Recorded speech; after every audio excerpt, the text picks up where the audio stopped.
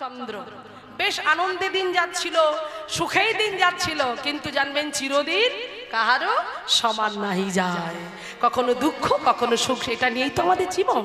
তাই ছেলেটা যখন 5 বছরের হলো, 5 বছরের ছেলে যখন হলো, হঠাৎ করে সুনন্দা দেবীর জীবনে কষ্ট দুঃখ নেমে এলো। কেমন দুঃখ কেমন কষ্ট না, একদিন হঠাৎ চিরঞ্জীব মারা গেলেন। চিরঞ্জীব যখনই মারা গেলেন, চিরঞ্জীব যখন মারা গেলেন, সেই সংসারে দুঃখ নেমে এলো, সেই সংসারে অশান্তি নেমে এলো। কেন না, ওই চিরঞ্জীব মারা গিয়েছে বলে সুনন্দা দেবীর উপরে দায়টা চাপিয়ে দেয়া হলো, যেই সুনন্দার জন্য তার স্বামীটা মরে গেছে, মৃত্যুর দায়টা তুলে দেয়া হলো। এইবার অপবাদ করে কুলোটা কলঙ্কিনী নাম দিয়ে বাড়ি থেকে তাড়িয়ে দিলেন। সেই সময় গর্ভের মধ্যে ছিল আরো একটা সন্তান। একে রামচন্দ্র 5 বছরের, তারপরে গর্ভে যে সন্তান, সেই সন্তানকে নিয়ে রাতের অন্ধকারে যখন তাড়িয়ে দিল, শাশুড়ি মায়ের হাতটা ধরে বলেছিল যে আজকে রাতটুকু আমাকে থাকতে দিন, থাকতে দিল না, তাড়িয়ে দিলেন। দেখুন কোথায় মুর্শিদাবাদ আর কোথায় বর্ধমানের শ্রীখণ্ড।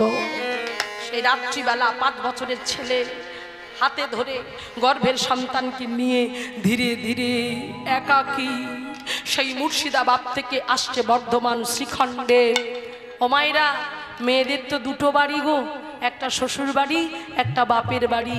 তাই বাপের বাড়ি আসছেন। আর বাবা ছিলেন, মানে সুনন্দা দেবীর বাবা অর্থাৎ রামচন্দ্র কবিরাজের দাদু ছিলেন পণ্ডিত দামোদর পণ্ডিত নাম।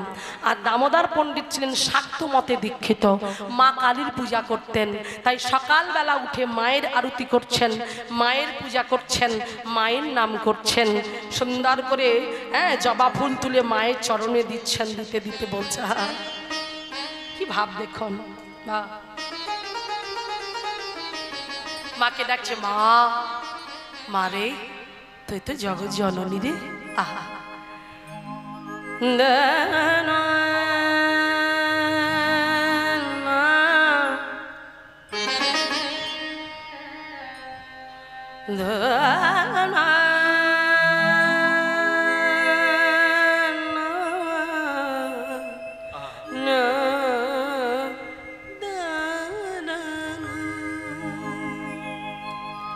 ওগো যতনে আমার যতনে হৃদয়ে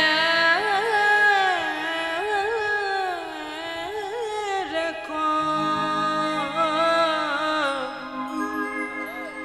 আমার আদরিনী।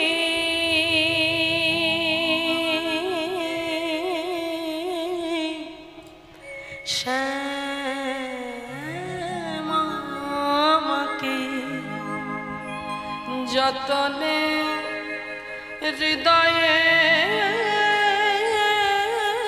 রেখো আমার আদরিনী।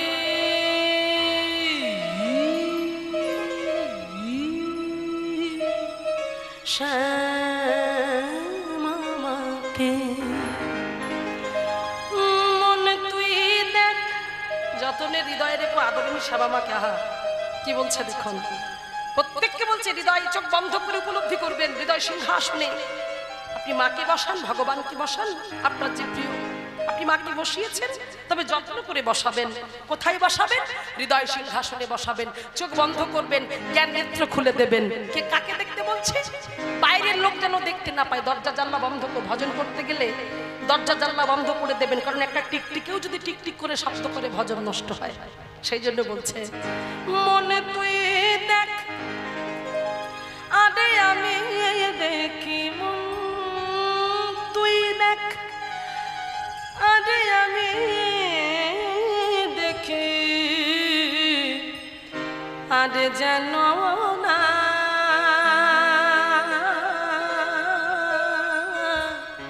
কেউ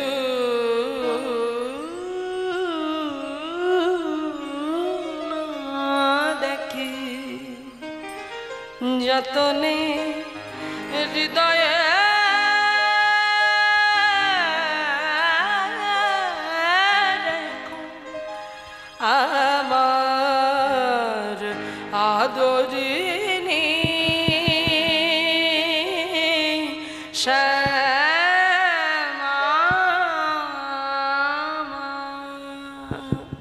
বাবা বাবা কে বাবা দরজাটা খোলো বাবা আমি বড় অসহায় দরজাটা খোলো একবার বাবা একবার দরজাটা খোলো আমি অসহায় বাবা দামোদর পণ্ডিতের শেষ ফুলটা দেওয়া হলো না ছুটতে ছুটতে গিয়ে দরজা খুললেন আর দরজা খুলে একই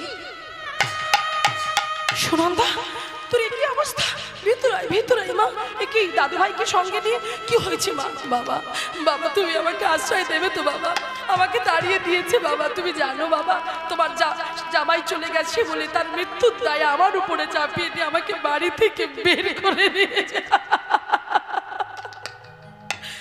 কি বললি হ্যাঁ বাবা তুমি আমাকে আশ্রয় দাও আমি কোথায় যাবো হা ভেঙে পড়ছিস কেন আমি তো আছি আমি তোর বাবা আমি যতদিন আছি তোর কোনো চিন্তা নেই তোর কোনো দুঃখ নেই আমি তোকে আগলে রাখবো হ্যাঁ আমি তোকে আগলে রাখবো আর আমি তো খুঁজছিলাম একটা মেয়েকে রাখবো সে একটুখানি মন্দির মার্জন করে দেবে একটু ফুল তুলে দেবে একটু রন্ধন করে দেবে আমি একলা বুড়ো মানুষ কত সামলাবো বল তা তুই যখন এসে গেছিস আর আমার কোনো চিন্তা নেই হ্যাঁ আর আমার কোনো চিন্তা নেই এই তো আমার এই দাদু ভাইকে আমি মানুষ করবো আমার দেখতে দেখতে দেখতে দেখতে সুনন্দা দেবীর গর্ভে যে সন্তান ছিল সেই সন্তানের জন্ম হলো হ্যাঁ সেই সন্তানকে সেই সন্তান যার নাম হলো গোবিন্দ দাস পদকর্তা গোবিন্দ দাস যার পদ আমরা গাই যে পদ আমরা আপনারা অনেকেই শুনেছেন এই পদ তিনি বহু পদ লিখেছেন হ্যাঁ যেমন অপূর্ব সুন্দর একটা পদ ভজহুরে মানা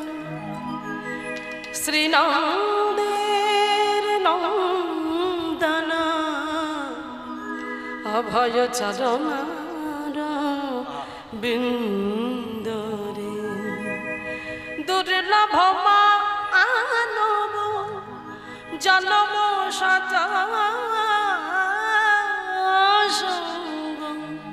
তারা হুয়ে ভব সিন্ধুরে তারা হুয়ে ভব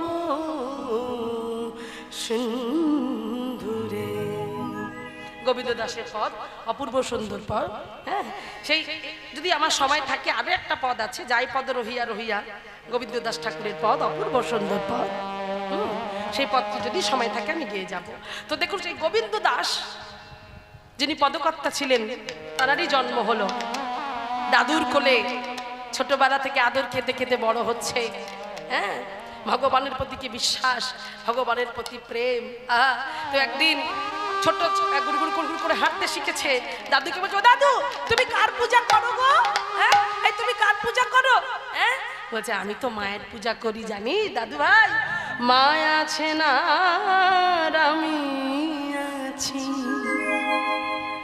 ভাবনা কি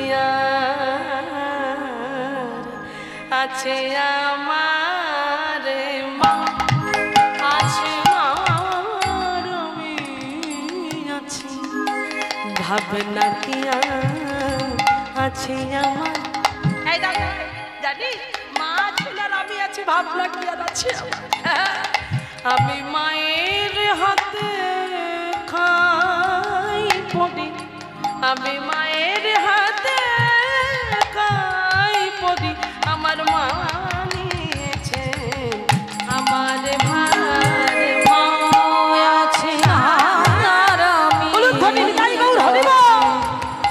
ভাবনা কি আর আছে আমার মা আছে না আমি আছি ভাবনা কি আর আছে আমার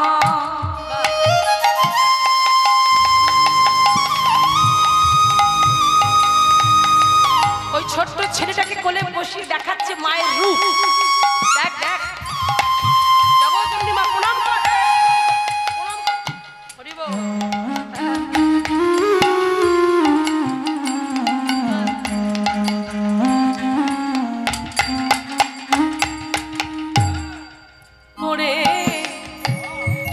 সাথে পাকে ঘোর বিপাকে আমি যখন দেখি অন্ধকার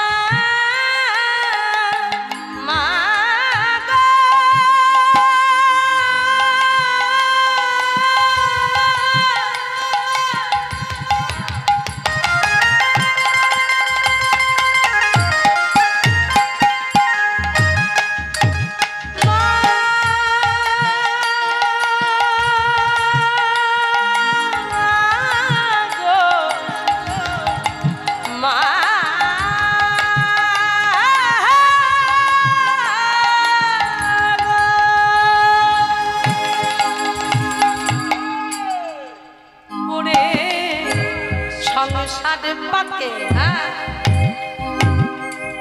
ঘোর বিপাকে আমি যখনই দেখি অন্ধকার, এই যে সেই ঘোর আধারে মায়া, সেই ঘোর আধারে আমার বাণী শোনায় ও বাজে মারে মা আছে না ভাবে না কি আর আছে আমার মা আছে না আমি আছে, ভাবে না কি আর আছে আমার মা আছে না আমি আছি, মা আছে না আমি, আমার মা আমার মা আমার মা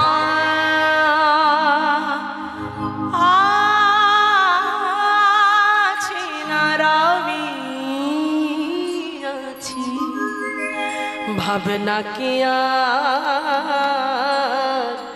আছে আমার।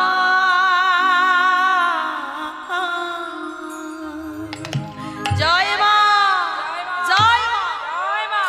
সেই মায়ের সামনে এই মাকে দর্শন করতে করতে গোবিন্দ দাস বড় হচ্ছে। দেখুন, আর এদিকে রামচন্দ্র কবিরাজ বড় হয়ে গেল, পূর্ণ যুবক হলো, শিক্ষা দীক্ষা সব দিক থেকে জ্ঞানী পণ্ডিত সব দিক থেকে হলো, তার সঙ্গে সঙ্গে তিনি কবিরাজিও শিখলেন। এবারে এত এত অপূর্ব রূপ, এত সুন্দর দেখতে, ও মাইরা ছেলে যখন গুণের হয়, ছেলে যখন ভালো চাকরি করে, ছেলে দেখতে শুনতে যখন ভালো হয়, দেখবেন মেয়ের বাবাদের লাইন পড়ে যায়। যেহেতু ছেলে ভালো, সবাই চাইবে মেয়ে ভালো থাকুক, ওই ছেলেকে বিয়ে করলে আমার মেয়েটা শান্তি থাকবে, হ্যাঁ তো সেই জন্য মেয়ের বাপের লাইন পড়ে গেছে। এত আসছে সবাই বলছে, ও দামোদর পণ্ডিত, এই যে তোমার নাতিটাকে দেবে, আমার মেয়ের সঙ্গে বিয়ে দেবে। এখন দাদু চিন্তা করছে, আমার নাতিকে তো যাত্রার হাতে তুলে দেওয়া যায় না, একটা ভালো পাত্রী দেখতে হবে, আমি দেখবো। হ্যাঁ, তো পাত্রী দেখলেন, খুঁজতে খুঁজতে পাওয়া গেল অপরূপা সুন্দরী, দেখতে খুব সুন্দর, রূপে গুণে সব দিক থেকে, যার নাম হলো রত্নমালা। রত্নমালার সঙ্গে বিয়ে হবে রামচন্দ্র কবিরাজের। অমাইরা একটা কথা জানবেন, কারণ যেমন স্বামী হতে হবে, তেমন যে সহধর্মী তাকেও তেমন হতে হবে। হ্যাঁ, এখন স্বামী চিন্তা করছে, ওরে বাবা মর্যাদায় এখন হরিবাসরে কি সুন্দর কীর্তন চলে, একটু কীর্তন পরপর পরপর ভালো ভালো সব কীর্তনী আছে, স্বনামধন্য কীর্তনী আছে, কীর্তন শুনবো, একটু যাই, আর এমনি তাড়াতাড়ি একটুখানি রান্না বান্না করে দাও, একটু খাওয়া দাওয়া করে যাই। হ্যাঁ, কাকে বলেছে মা, বলে বলে তুমি চলো না, একটু দুজনে মিলে, সবাই দুজনে মিলে একসাথে বসে বসে কীর্তন শুনবো। তুমি যাও, অত আমার সময় নেই, যেতে হয় তুমি যাও, আমার পার্লারে কাজ আছে। চিন্তা করো, স্বামী কীর্তন শুনবো আর পার্লারে কাজ আছে, সে দেখবে ডান্স বাংলার ডান্স।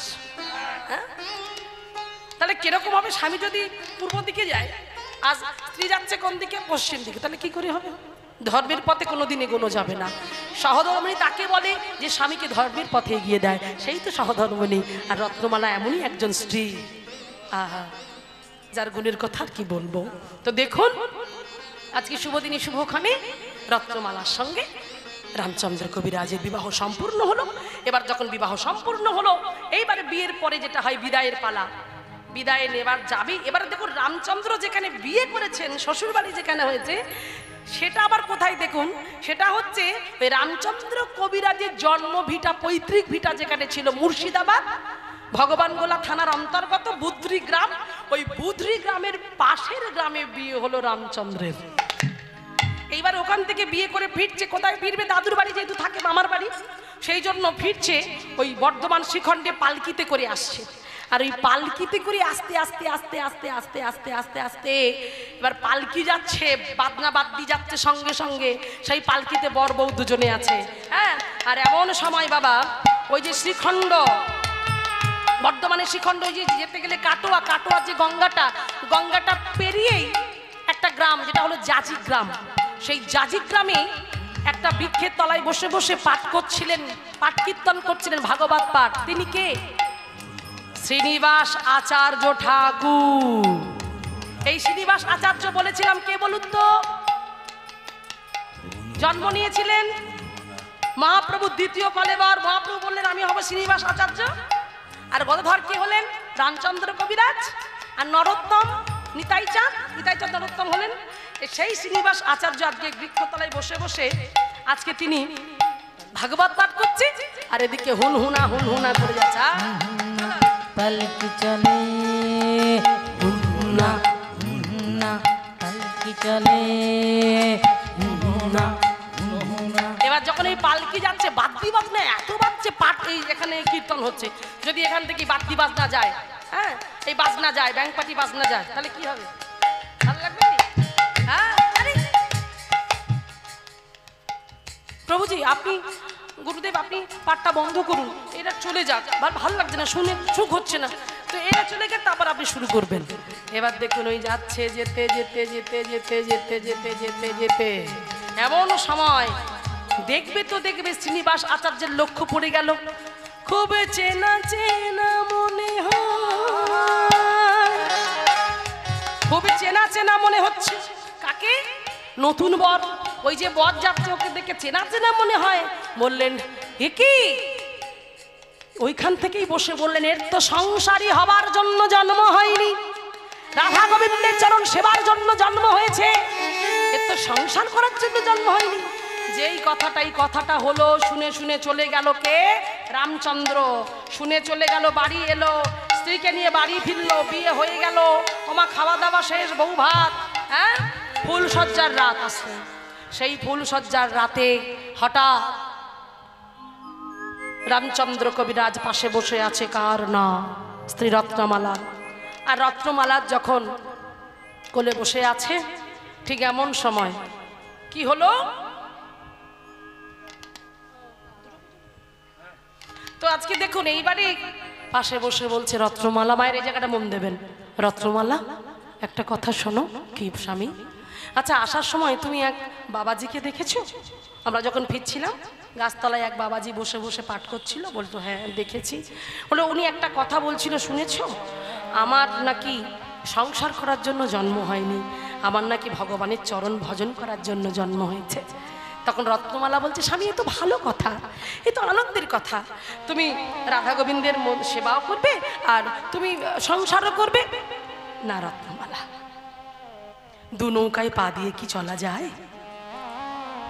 ফুলসজ্জার রাতে কি কথা হচ্ছে দেখুন। প্রিয়তমা প্রিয়তমের কাছে, প্রিয়তমা প্রিয়তমের কাছে নিজেকে মেলে দেয় সেই রাতে। আর আজকে স্বামী স্ত্রীকে কি বলছে দেখুন। রত্নমালা, আমার যখন সংসার করার জন্য জন্ম হয়নি, রাধা গোবিন্দের জন্য জন্ম হয়েছে, তবে আমি সংসার করব না, আমি রাধা গোবিন্দের জন্য ঘর ছাড়বো। স্বামী তুমি কি বলছো? হতে পারে না, তুমি আমাকে ছেড়ে কোথায় যাবে? ওই যে গুরুদেব বললেন যে আমার সংসার করার জন্য জন্ম হয়নি, কিন্তু কিন্তু আমার জীবনটা, আমি যে তোমাকে দেখে সংসার এসেছি, আমার কি হবে স্বামী, আমার কি হবে? রত্নমালা, তুমি না সহধর্মিনী? স্বামীকে যে ধর্মের পথে এগিয়ে দেয় সেই তো সহধর্মিনী হয়। তুমি কি তবে আমায় বাধা দেবে? তুমি কি চাও না আমি রাধা গোবিন্দের পূজা করি, তার সেবা করি? তুমি কি চাও না বলো? আমি তো চাই, আমি তো, কিন্তু এভাবে নয়, কিন্তু এইভাবেই আমাকে চলে যেতে হবে। আমি না চলে গেলে, আমি সংসারের মায়া জালে আটকে পড়লে আমি কোনোদিন গোবিন্দ সেবা করতে পারবো না, গুরুদেবের চরণ সেবা করতে পারবো না, তুমি আমাকে যেতে দাও। কাঁদতে কাঁদতে বললেন চলে যেতেই হবে স্বামী, যেতে যখন হবে তবে আজকে রাত্রেও তুমি থাকো, কাল সকালে তুমি যেও।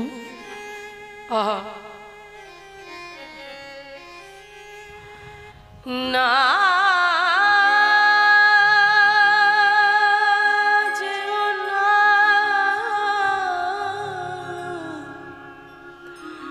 তুমি যেও না,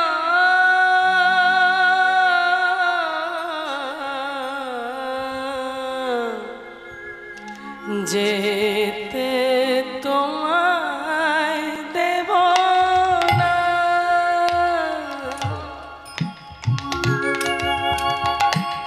দেব না,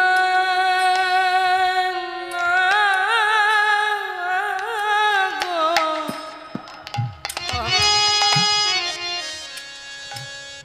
যেতে তোমায় দেব না,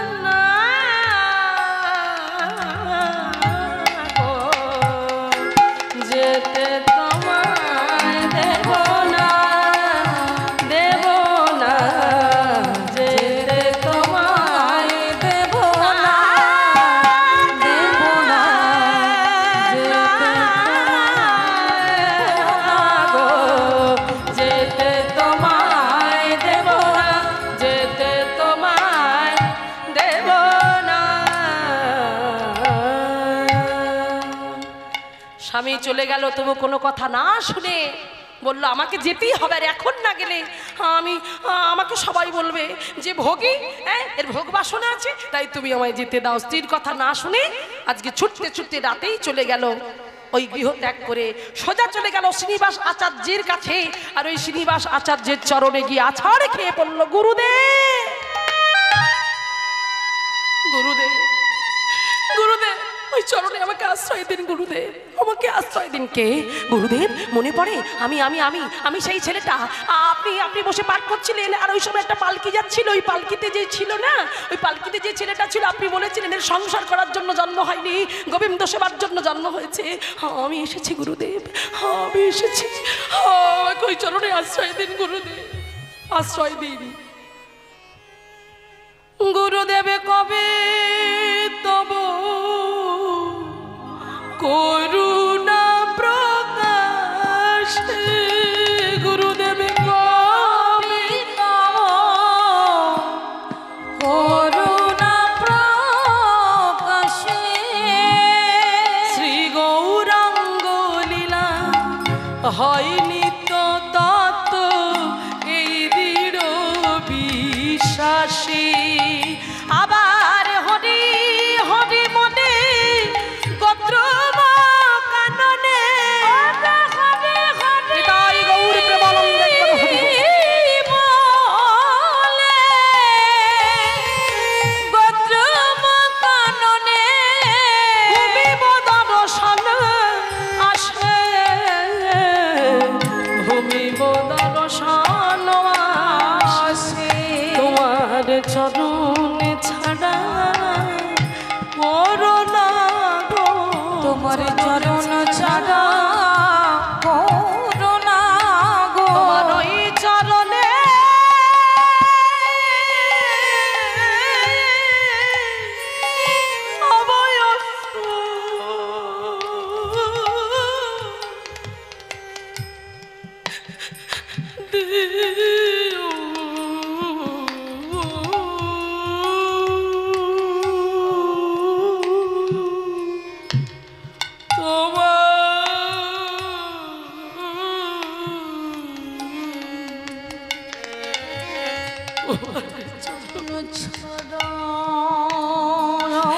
মায়েরা বলবেন, গুরুদেবের কাছে দীক্ষা নিয়ে কেউ খোঁজ নিই না আমরা, গুরুদেব কেমন আছে একটা ফোন করে জিজ্ঞাসাও করি না। পাপে লিপ্ত হয়ে যাবেন, অপরাধে ভুগবেন, সদ্গুরু চরণ আশ্রয় করুন। আমার সৌভাগ্য, আমি সেই গুরু পেয়েছি। আহা, আমার গুরুদেবের কৃপা, সেই গুরুদেবের চরণ ধরতে হবে। মা, যে চরণ না ধরলে ভগবানের ঠিকানা বলে দিতে পারবে না। তোমার চরণ ছাড়া করোনা গো, ওই চরণে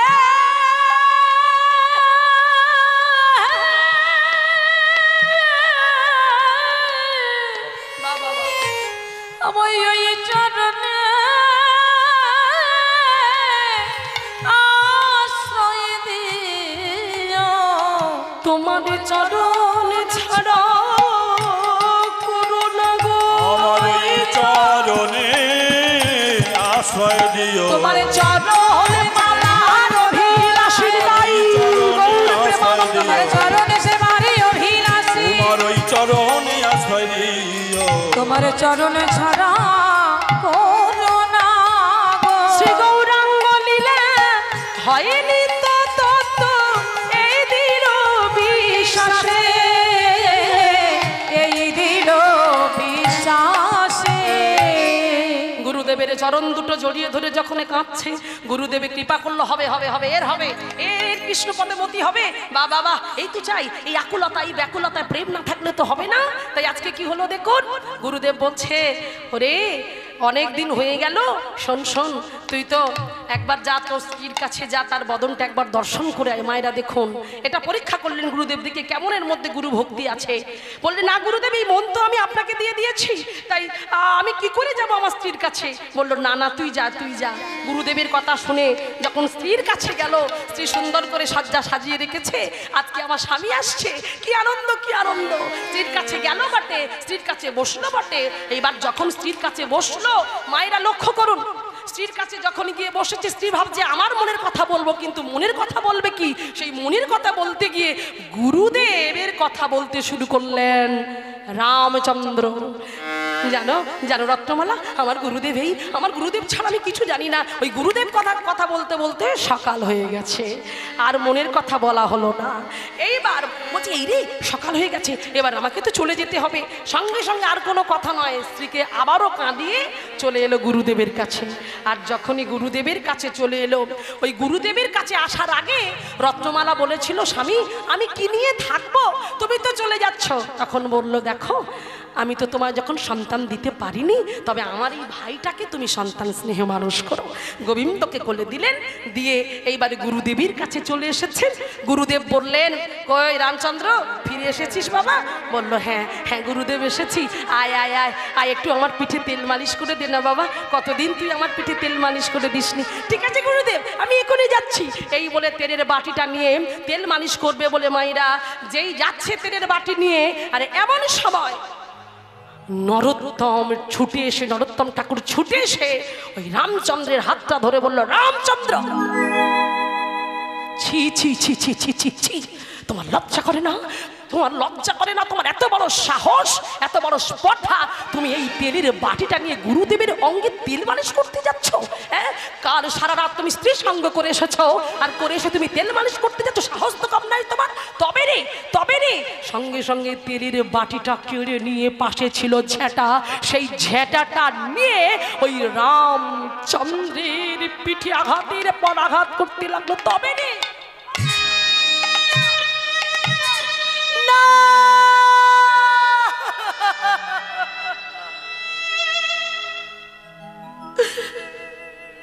আমি কিছু করি না, তোর এত বড় সাহস কি করে হলো?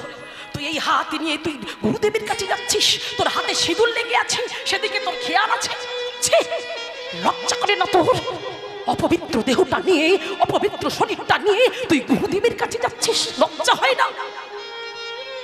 ঝাঁটা দিয়ে তোমার বেড়েছে।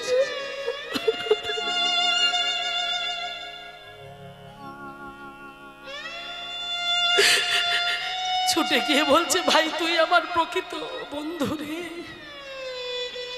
ওরে নরোত্তম, তুই যেটা ভাবছিস সেটা নয় রে।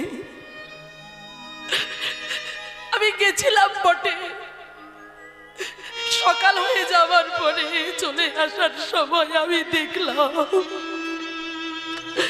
ও যখন আমার কাছে সন্তান চাইছিল, তখন আমার ভাইটাকে ওই কোলে বসিয়ে দেওয়ার সঙ্গে সঙ্গেই ওই রত্নমালা না, যখন আমার পাটা ধরে যখন আশীর্বাদ নিচ্ছিল, তখন আমি মাথায় হাত রেখে আশীর্বাদ করতে গিয়ে সিঁদুরটা আমার হাতে লেগে গেছে। নিতাই গৌরী প্রেমানন্দ।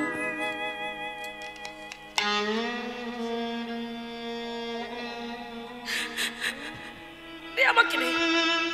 নরোত্তম তেলের বাটিটা হাতে নিয়ে গিয়ে গুরুদেবের কাছে তেল মালিশ করতে গিয়েছে। বলছে, গুরুদেব আজকে আমি আপনাকে তেল মালিশ করে দেবো, দেখি গলবস্ত্রটা সরিয়ে দিন। এবারে যেই গলবস্ত্রটা সরিয়ে দিয়ে তেলটা নিয়ে মাখা,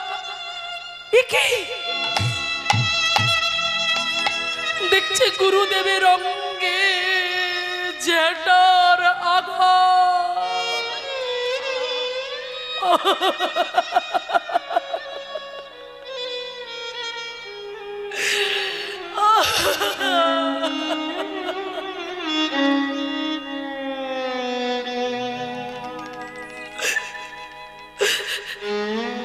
যেভাবে ঝেঁটা দিয়ে নরোত্তম রামচন্দ্রকে মেরেছে, তার অঙ্গে যে আঘাত, প্রত্যেকটা আঘাতের আঘাত ওই গুরুদেবের অঙ্গে লেগেছে। গুরুদেবের চরণটা ধরে বলছে, গুরুদেব আমি তো অন্যায় করিনি, আমি তো কোনো অপরাধ করিনি, তবে কেন কেন তোমার অঙ্গে এমন ছেটার আঘাত? আমি তো রামচন্দ্রকে আঘাত করেছিলাম। ওরে ওরে শোন শোন নরোত্তম, ও যে আমার শিষ্য।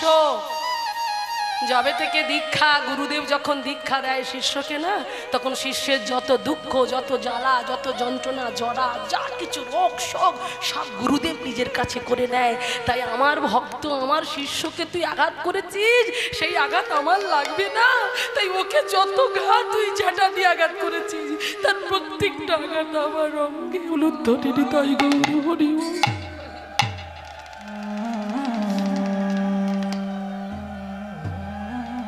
তখন নরোত্তম নিজের ভুল বুঝতে পেরে ছুটতে ছুটতে গিয়ে রামচন্দ্রকে জড়িয়ে ধরলো। রামচন্দ্র, আমাকে ক্ষমা করে দে, আমাকে ক্ষমা করে দে রামচন্দ্র, আমাকে ক্ষমা করে দে।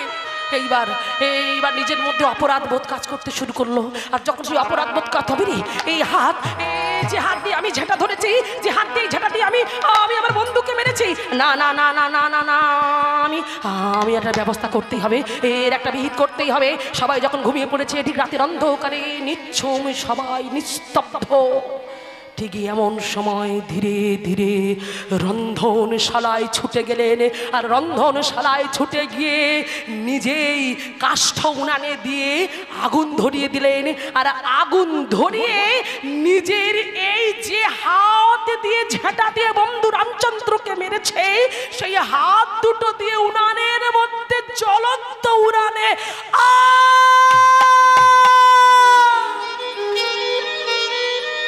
গুরুদেব ঘুমের মধ্যে চমকে উঠলেন। গুরুদেবের হাতে ফোসকা পড়ে গেছে। কি হলো কি হলো? ওরে ওরে তোরা এখনই যা, ওখানে যা। ওরে নরোত্তম কি সাংঘাতিক কাণ্ড করছে, যা যা, তাকে থামা, তাকে থামা। ও যে নিজের হাতটা পুড়িয়ে দিচ্ছে। তোরা কে কোথায় আছিস? ছুটে যা, ছুটে যা।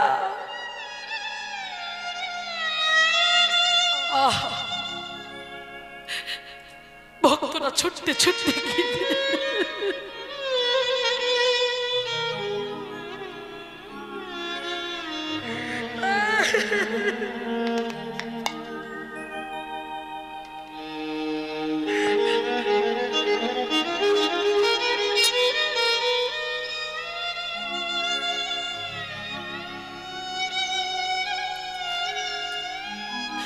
ছুটে গিয়ে দেখলেন যে নরোত্তম হাতটাকে পুড়িয়ে দিচ্ছে। নরোত্তম, এদিকে তুমি হাত পোড়াচ্ছ, ওদিকে গুরুদেবের হাতে ফোসকা পড়ে গেছে, তুমি দেখবে চলো।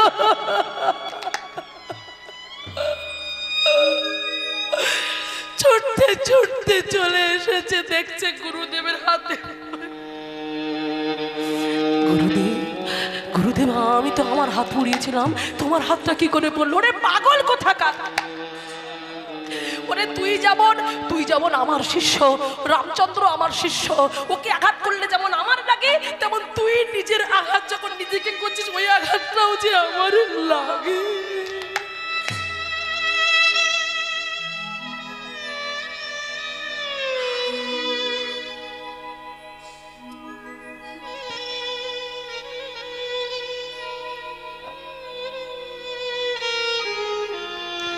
গুরুদেব কি বুঝতে পারছেন তো? তাই মায়েরা, এই হলো প্রকৃত গুরুদেব। এই সেই গুরুদেব যে গুরুদেব বলছে, ওরে ওরে এমন করিস না। গুরুদেব যখন তাদেরকে ক্ষমা করে দিয়ে কাছে টেনে নিলেন, মায়েরা সেই আর বেশি কথা বলবো না, বাবু এসে গেছেন আপনাদের সম্মুখে, ওখানে বসে অপেক্ষা করছেন উনি। আপনাদের খুব প্রিয়, আমার খুব প্রিয়। যেখানেই ওনার কীর্তন শুনতে সেখানেই ছুটে যাই, সে যত দূরেই হোক, সামনে বসে কীর্তন শুনি। এটা আমার পরম সৌভাগ্য। আমাদের সবার খুব শ্রদ্ধার মানুষ আসছেন, তিনি আজকের আপনাদের কাছে কীর্তন পরিবেশন করবেন। বেশি কথা বলবো না, আপনাদের সম্মুখে আসছেন, তাই চলুন আমরাও আজকের এখানেই লীলা রাখবো। আর রাখার সঙ্গে সঙ্গে ছোট করে একটু মিলটা করে দিই, কারণ আমার দাদা ভাই বলেছিল একটা মীরাবাইয়ের ভজন গাইতে, কিন্তু সেই ভজনটা গাওয়ার মনে হয় আর সম্ভব হবে না। তো হরিবল, তো আজকে দেখুন গাইব। আচ্ছা একটুখানি ওখানে তো কি বলবো, আমার গানের জাহাজ বসে আছেন, আমি কি গাইবো এখান থেকে, হরি বল। তো চলুন ছোট করে, বেশি গাইবো না, 2 লাইন আমি একটুখানি গাইছি একটি ভজন। চলুন, যে ভগবানকে দর্শন করার জন্য যে আঁখিয়া, এই যে নয়ন কেমন উপবাসী হয়ে থাকে সেটার একটু ভজন, হিন্দি ভজন, কিন্তু খুব সুন্দর একটি মানে। আমি 2 লাইনে একটু গাইছি, একটু আপনারা শ্রবণ করার চেষ্টা করুন, হরি বল। চলুন, যে আমাদের যেমন পিপাসা থাকে, আখিরও যেন ওরকম, মানে চোখের দৃষ্টির যেমন এমন পিপাসা থাকে। রাধারানী কি বলেছিলেন, যে নয়ন যদি দিতে হয় মিনের মতো নয়ন দাও। মাছের যেমন নয়ন আছে কিন্তু নয়নের পল্লব মানে পাতা নেই, তেমন আমার নয়ন দাও, যেন আমি সারা দিন রাত আমি আমার গোবিন্দকে দেখতে পাই। হ্যাঁ, চলো সেটা নিয়ে একটু ছোট করে ভজন একটু গাইব।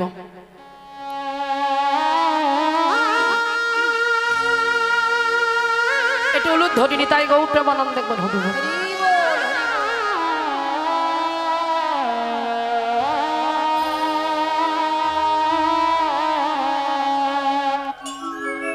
হে আখিয়া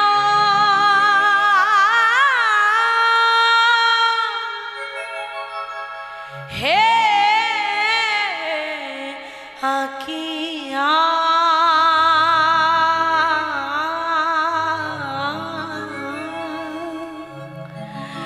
আখিয়া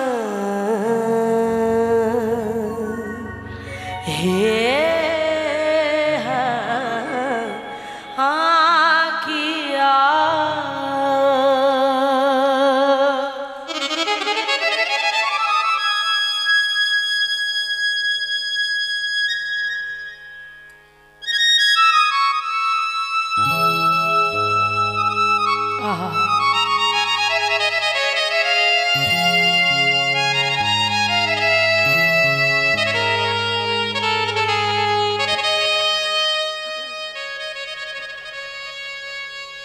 आँखियाँ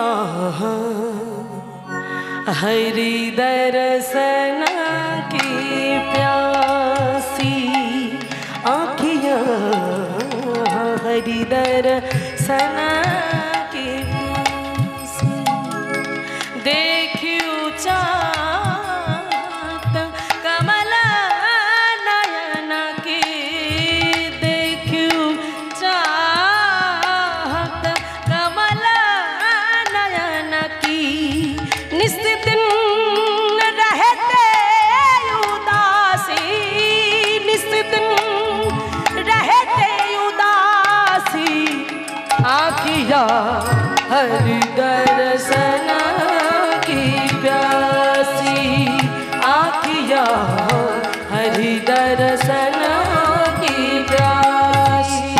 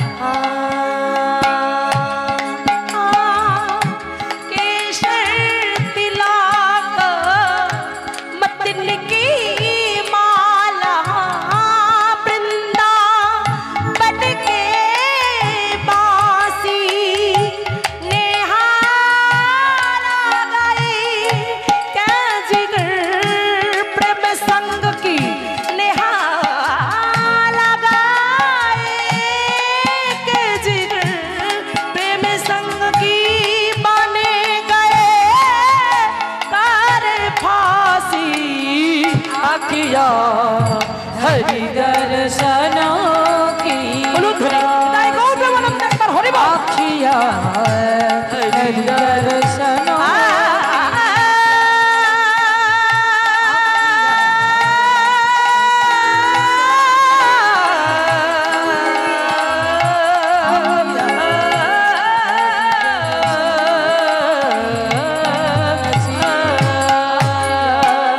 हरि दर्शनों की प्यास राधा रानी की राधा रानी की श्याम सुंदर की मदन मोहन की जय गौ केवलानंद हरि बोल आखिया हरि दर्शनों की हरि दर्शनों की हरि दर सना की प्यासी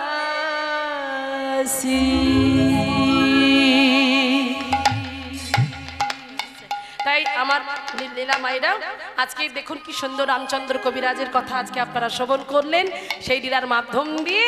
তাই মা আজকে দেখুন এইভাবেই আমার লীলা এখানে সমর্পণ। তার আগে দেখুন এই যে ভক্তিটা, এই ভক্তি যেন সবার অন্তরে থাকে। গুরুর প্রতি এরকম প্রেম, এরকম নিষ্ঠা, একনিষ্ঠা না থাকলে ভগবানের ভজন করা যায় না। তাই আমরাও সবাই মিলে ভজন করতে করতেই যাব, সবাই মিলে একসাথে একসাথে বলবো হরে কৃষ্ণ কৃষ্ণ কৃষ্ণ কৃষ্ণ হরে হরে হরে রাম রাম রাম রাম হরে হরে হরে কৃষ্ণ কৃষ্ণ কৃষ্ণ কৃষ্ণ হরে হরে সবাই বলো হরে রাম রাম রাম রাম হরে হরে হরে কৃষ্ণ কৃষ্ণ কৃষ্ণ কৃষ্ণ হরে হরে হরে রাম রাম রাম রাম হরে হরে হরে কৃষ্ণ हरे कृष्णा कृष्णा कृष्णा हरे हरे সবাই हरे বলুন, राम সবাই। हरे বলুন, राम ধরি। राम राम हरे हरे हरे कृष्ण कृष्ण कृष्ण हरे हरे हरे राम राम राम हरे हरे हरे कृष्णा कृष्णा कृष्णा हरे हरे हरे राम राम राम हरे हरे हरे कृष्ण कृष्ण कृष्ण हरे हरे हरे राम राम राम हरे हरे हरे कृष्ण कृष्ण कृष्ण हरे हरे हरे राम राम राम हरे हरे জানি তাই জয় রাধে। সব মায়েরা আপনারা সবাই শান্ত হয়ে বসবেন। এই মর্যাদা হরিসভা আপনারা সবাই বসেছেন কীর্তন শ্রবণ করতে। সারা রাত আজকে কীর্তন হবে। কীর্তনের ভেলায় আজকে প্রত্যেকে ভাসবেন। ভালো থাকবেন, সুস্থ থাকবেন। হরে কৃষ্ণ।